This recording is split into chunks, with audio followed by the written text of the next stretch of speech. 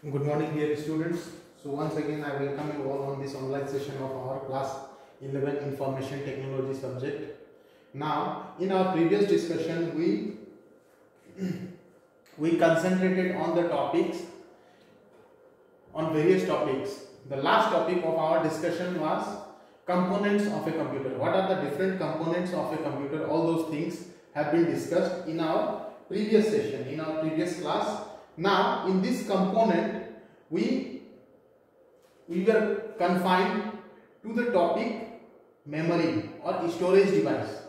The third category, second category of component, that is storage. There are basically, as I said earlier, there are basically two types of computer storage device. One is primary memory while the second one is secondary memory. Now primary memory is also called main memory or volatile memory. Okay, primary memory is also known as main memory or volatile memory, and whatever the data that is primary that is stored in the primary memory is directly accessible by the CPU. So whatever we store, whatever the data that we store in primary memory is directly accessible by the CPU, central processing unit of our computer, and the inputs that are being received in the primary memory by the CPU are stored in computers, one of the location of computer which is also called random access memory or RAM. This storage, that is the inputs are generally, in case of primary memory, the inputs are received in RAM, and from there it can be accessed. Now this device or this storage device is relatively fast and expensive as compared to secondary storage. See, the device, this storage device or the primary memory is generally fast and expensive. It is highly expensive. Whenever we go ahead and purchase a piece of RAM, it will be of much higher cost as compared to the secondary memory. Okay. Now, primary memory is directly connected to the CPU. That means what? In order to execute a specific task, in order to perform a specific task, the primary memory or RAM has to fetch certain information from the CPU directly. Hence, it is also called main memory, primary memory or working memory of the machine. Okay. So this is about the basic description of primary memory. Now let us come to the types of primary memory. These things has already been discussed in our previous session. Still I am simply taking a recap. So primary memory is of two types. First one is RAM, the second one is ROM. Okay. Primary memory is of two types. The first category is named as RAM, random access memory, while the second category is ROM, that is read only memory. Now what is ROM actually? It is a primary volatile memory. It is a memory which is volatile in nature. That is, whatever the information that will be stored in RAM will be lost once our computer is turned off or the power supply is stopped. Once our computer is turned off or the power supply is stopped, our random access memory or the primary volatile memory get lost. Okay. Now this is what a RAM is all about. Now generally RAM are of two types, DRAM and SRAM. What are these two terms? What actually are these two terms? DRAM stands for dynamic RAM, means the memory will be allocated dynamically at runtime, while SRAM is static RAM, and it will be the location which will be stored.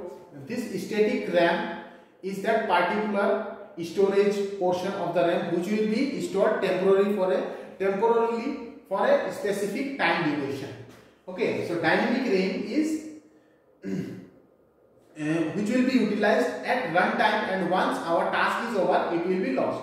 So what are certain differences between these two RAM? We will discuss one by one. So here 4 points have been discussed based on which these two devices has been differentiated. In case of DRAM, the DRAM is generally used in main memory, which will be utilized by the operating system.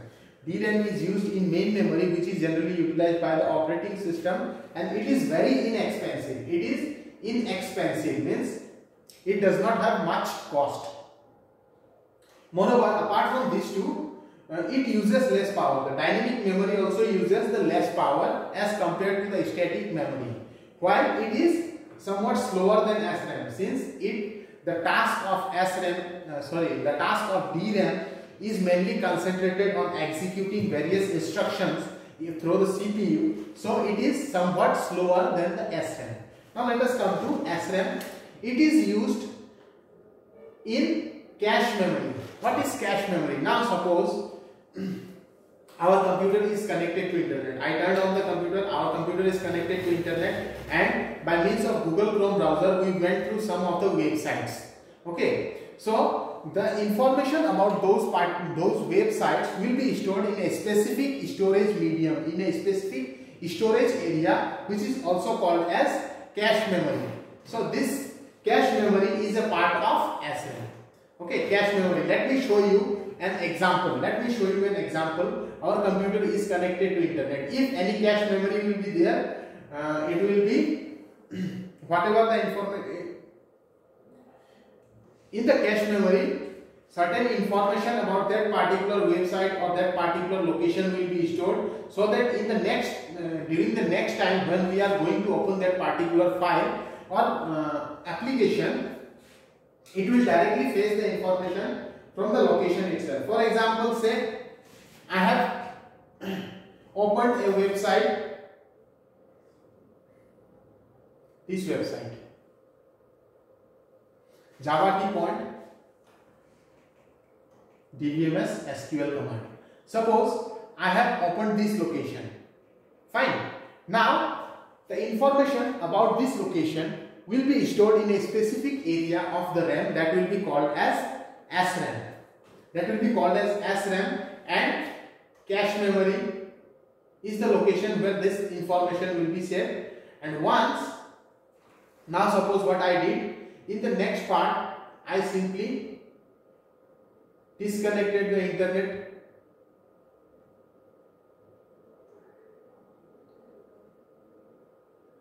I am closing this location.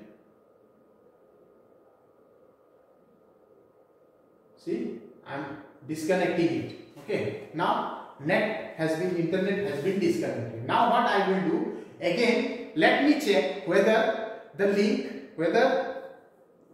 web page that I have recently browsed can be opened even if our computer is connected to internet or not. So let us come to Chrome.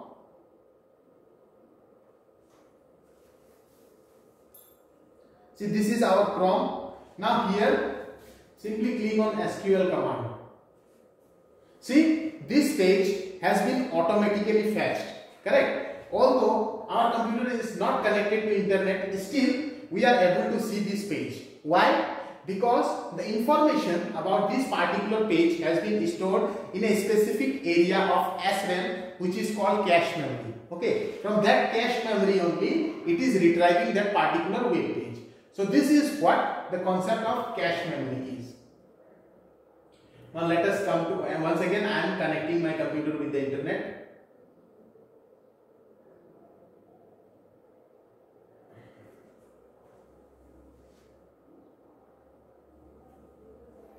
So whenever we are using SRAM or static RAM, it will be very much expensive as compared to DRAM.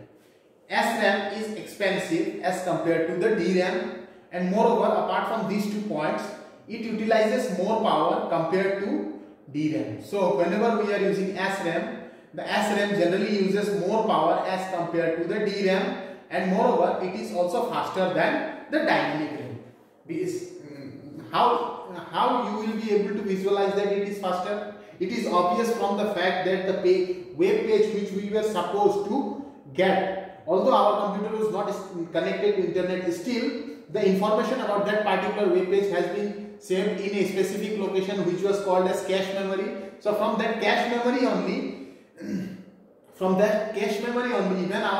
even if our computer is not connected to internet, it will be able to fetch the information and can display in the front of us in the form of web page. So hence it can be considered as faster than DRAM. So these are the 2 types of RAMs. which we are going to utilize in our devices. This type, the two types of RAM. Now, apart from this primary RAM, the first primary storage device, that is RAM. Now we will move our discussion to second one, that is ROM, read-only memory. Okay, what is the purpose of this memory and why it is generally being utilized? It is generally used in startup operation of computer. Okay, it is used in startup operation, means as soon as the computer is turned on, our operating system is turned on, whatever the task, whatever the application that has to be launched during the startup, those applications can be dealt by means of RAM. Those applications are dealt by ROM. Okay, so it is non-volatile primary memory. It is non-volatile in a sense. The information that will be stored in the ROM will not be lost once our computer is turned on. So, if the question arises like name the non-volatile memory, then it is ROM. Remember, while volatile is RAM. So here, this memory is generally used in startup operations of computer, and it is non-volatile in nature. Moreover, it has also got classification. It is generally being classified as ROM, PROM, EPROM, EEPROM. Okay, so remember all those names.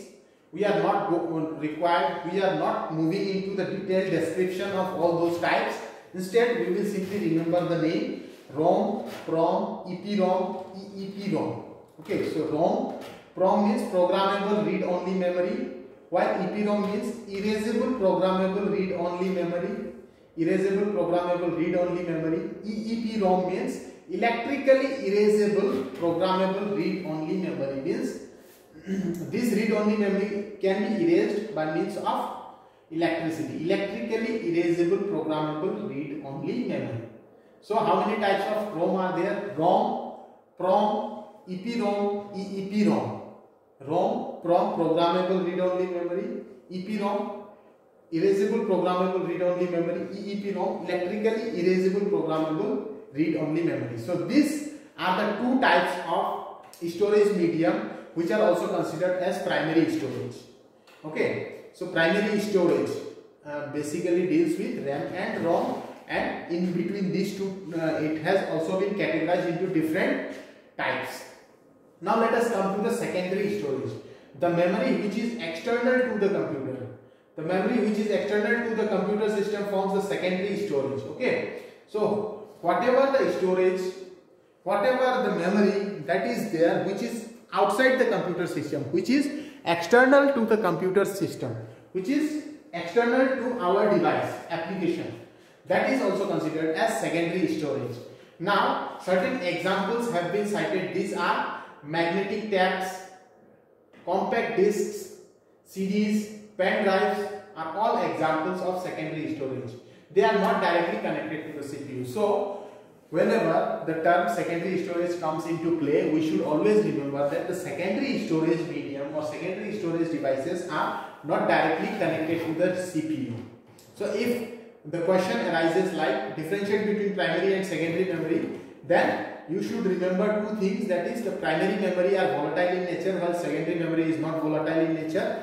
Primary memory is directly connected to CPU while secondary memory or secondary storage is not directly connected to the CPU, and it is external to the computer system. Few examples include compact disc, CD device, DVD device, external hard disk drives, magnetic tapes and pen drives. Okay, so this is about the secondary storage. This is about secondary storage. Now the concept of cache memory has been discussed.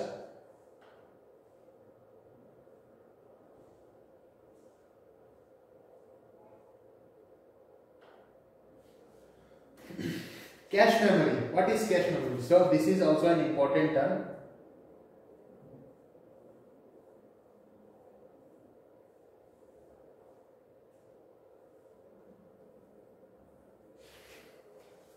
It is a very high speed memory. It is a very high speed memory which is used to cope up with the high speed of CPU. Means a kind of memory which is being needed, which is required in order to maintain high speed of the CPU in order to maintain the working speed which is very high of the CPU. In order to cope up with that speed, we need to have a cache memory. It is generally placed between CPU and memory. It is generally placed between CPU and primary and act as a buffer zone. Buffer zone means a special zone which does not belong to anyone. Okay, for example, here a block diagram has been shown in front of you.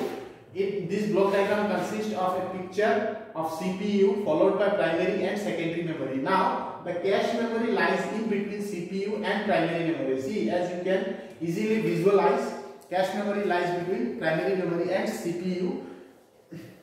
So it is there in between the buffer zone of CPU and primary memory.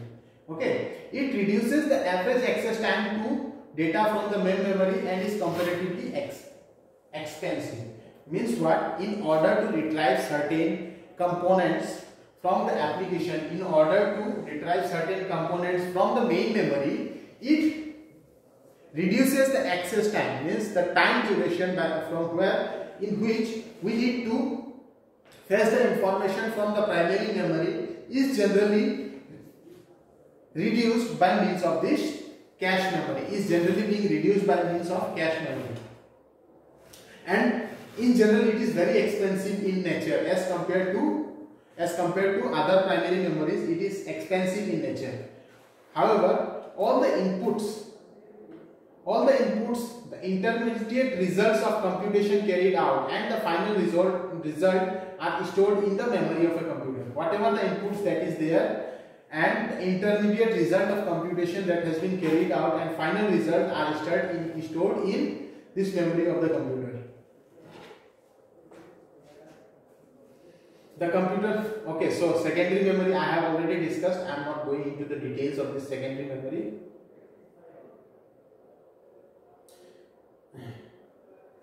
Now here, processing means the inputs that has been provided by the user are processed by the CPU as per specified instruction.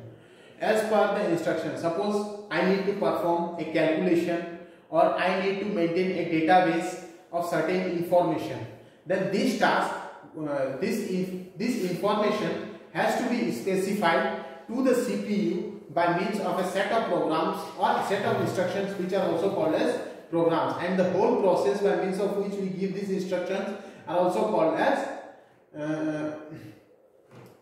also known as giving the inputs. The result of the processing is then either directed to the output device or to the, so this is simply nothing. What is the steps by means of which a computer functions that has been mentioned. So this is about cache memory and the terminology called processing. Fine. Now apart from this component, few more components are there. First one is control unit and arithmetic logic unit. So let me tell you one thing, that is these two, control unit and arithmetic logic unit, is a part of the central processing unit. Okay, so both the unit, that is ALU and CU, are part of central processing unit, CPU. Now what is the purpose of control unit and arithmetic logical unit? We will discuss one by one. It is, see, the first part is control unit. And the control unit is generally responsible for maintaining coordination between different units of a computer. Means, in order to coordinate different components of computer, in order to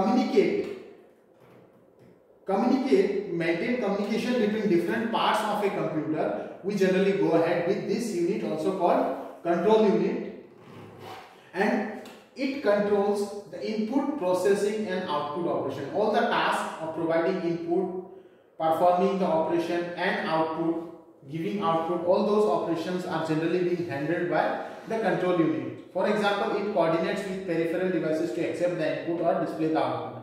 See how it coordinates. Coordination means maintaining or establishing connectivity between different devices. Suppose I need to insert some data, then CPU, the control unit of CPU will simply maintain communication with the input devices by means of which these input devices may include keyboard, mouse, anything by means of which we need to insert the instruction, and after that the whole processing is being undertaken by the control unit, and finally by means of which devices the output has to be depicted will be shown by means of the control unit. So it has the task of establishing coordination or communication between different parts of a computer or peripherals of a computer. So this is the main task of control unit, and remember this control unit is also a part of CPU.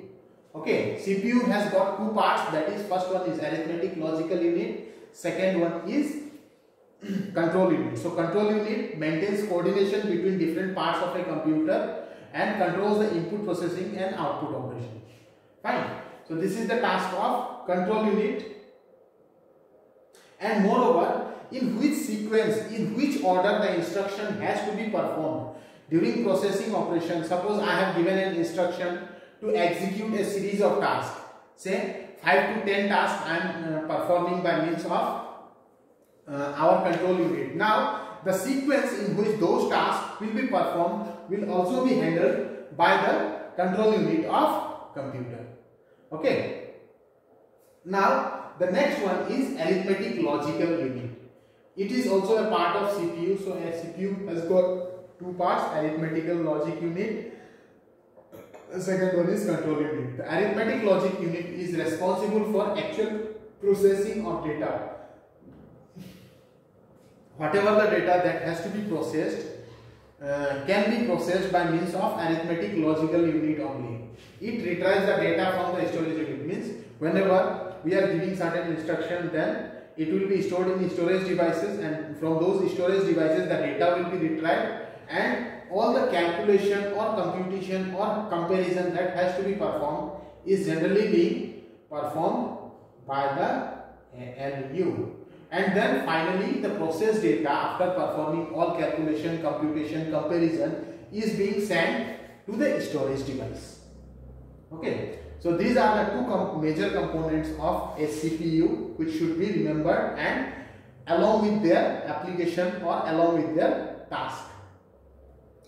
Now comes the output. The result of processing carried out by the computer is directly displayed by means of a display device such as monitor or a printer. See how output is being displayed. In case of computer, the output is generally displayed or shown by means of output devices. This output device, the basic type of output device is a monitor. Okay, monitor, and whenever we need the output in the form of a hard copy, that situation we may connect with a printer. Okay, so this is the output. Whatever the task that has been assigned to a group of by means of a group of instructions can be displayed in the form of output by using a monitor or a printer. For example, music or video can also be output. So basically the working of a computer is based on the principle of receiving inputs as data stored in the main memory, from where it gets transferred to CPU and subsequently to the output device. The CPU has two modules, that is ALU and control unit. I already instructed these things to you. That is, the major components of a CPU are arithmetic logic unit and the control unit. So the control unit performs all the tasks. Assimilating means coordinating between different peripherals in order to receive the input, perform the required processing, and generally and finally to display the output. So it is being handled by control unit, while arithmetic and logic unit deals with performing all the arithmetical logical operation, calculation, computation or comparison and the producing the processed data and sending back to the storage device. Okay, so this is the whole, this is the concept of different components of a computer. Now let us come to the block diagram of a computer. How a computer looks like. If we depict the computer by means of a block diagram, it will be looking like this. Let me show you in bigger in a bigger picture.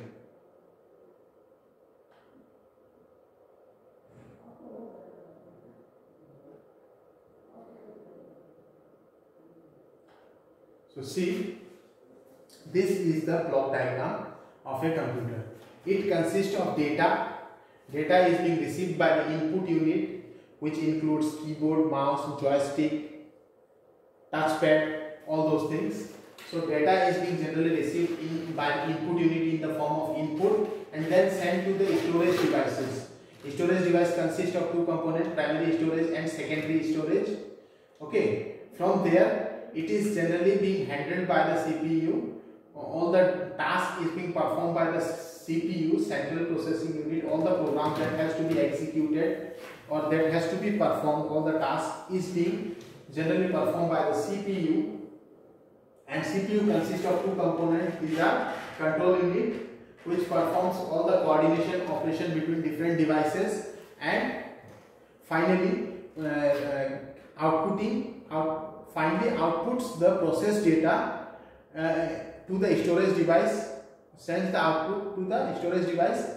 And the second component, that is arithmetic and logical unit, performs all the arithmetic operation, calculation, comparison, all those tasks. After performing all the operations, it simply sends the result to the storage device. And finally, once it is being retrieved by the storage device displays those by means of output unit in the form of information. So this is the block diagram of a computer, and with this I would like to conclude today's discussion of different components of a computer. Now in our next discussion, tomorrow's discussion, we will move ahead with what is there inside the computer. Thank you.